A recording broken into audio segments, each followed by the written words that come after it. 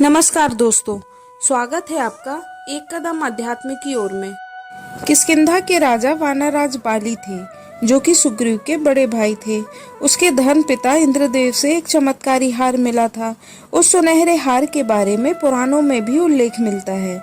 वह हार स्वयं ब्रह्मदेव ने मंत्रों से सिद्ध करके इंद्रदेव को दिया था, जिसे पहनकर कोई भी युद्ध में जाता तो उसके सामने आने वाले किसी भी योद्धा की आधी शक्ति क्षीण होकर हार पहने हुए जीव में समा जाती थी। बाली पहले से ही बलवान था। पिता इंद्रदेव द्वारा दिए गए हार से बाली और अधिक बलवान और अजेय हो गया था। बाली ने धरती के कई महान राजा, असुर और राक्षसों को परास्त कर दिया था। उसे बार बार मिलने वाली विजय से वह घमंडी और उत्पाती हो गया था। एक दिन अपनी ही मस्ती में चूर होकर बाली वन विहार करने गया था। अपनी शक्ति के प्रदर्शन में बाली वन के वृक्षों को एक एक करके उखाड़ फेंकने लगा और साथ ही जोर जोर से बड़ी आवाज में हुंकार भरने लगा। उसी वन के एक वृक्ष के नीचे परम शक्तिशाली महाबली हनुमान राम का ध्यान करते हुए बैठे थे। बाली के हुंकार भरने से और वृक्षों को उखाड़ फेंकने से बजरंगबली के ध्यान में विघ्न उत्पन्न हुआ। हनुमान जी अपना आसन छोड़कर उठे और बाली को समझाया, हे वानरराज बाली, आपका बल और शौर्य पूरा संसार जानता है, तो कृपया इस वन की शांति भंग ना करें और मेरे प्रभु श्री राम के ध्यान में बाधा ना डालें। हनुमान जी के विनम्रता से समझाने पर भी अहंकारी बाली ने उत्तर में हनुमान जी को बुरा भला कहा और प्रभु राम को भी ललकारा।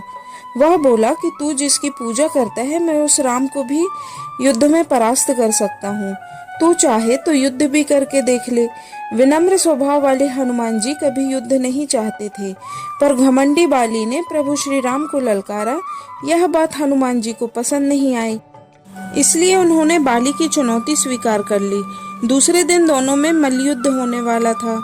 अगली सुबह जब हनुमान जी ने राम की आराधना पूरी की, तब स्वयं ब्रह्मदेव हनुमान जी के सामने प्रकट हुए और उनसे युद्ध नहीं करने का निवेदन किया। लेकिन बजरंगबली ने उनसे कहा कि उसने प्रभु श्री राम को चुनौती दी है। मैं अगर इस युद्ध से पीछे हट गया तो संसार वाले मेरे प्रभु की हंसी उड़ाएंगे। ब्रह्मदेव हनुमान जी का स्वभाव भली भांति जानते थे। तब ब्रह्मदेव ने फिर कहा कि अंजनी पुत्र, इस युद्ध के लिए आप जरूर जाएं, पर आप अपनी अपार शक्ति का सिर्फ 10वां हिस्सा लेकर जाएं। हनुमान जी ने परमपिता का मान रखने के लिए अपनी अपार शक्तियां उनके पास रख दी।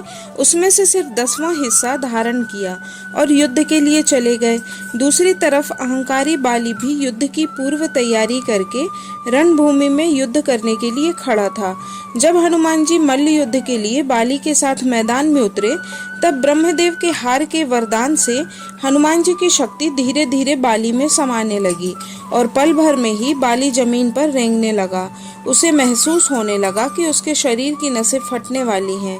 शरीर में कोई ऐसा बल समा रहा है जिसे वह धारण करने के लायक नहीं है। फिर उसकी नजर हनुमान जी पर पड़ी। वह टस से मस नहीं हुए थे। वह किसी पर्वत के समान अचल खड़े थे।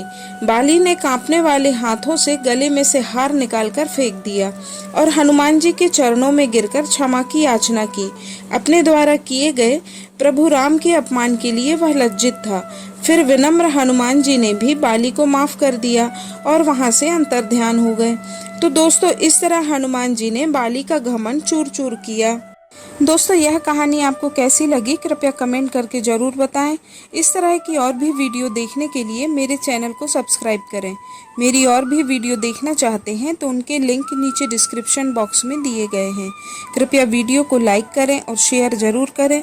धन्यवाद। जय श्री राम।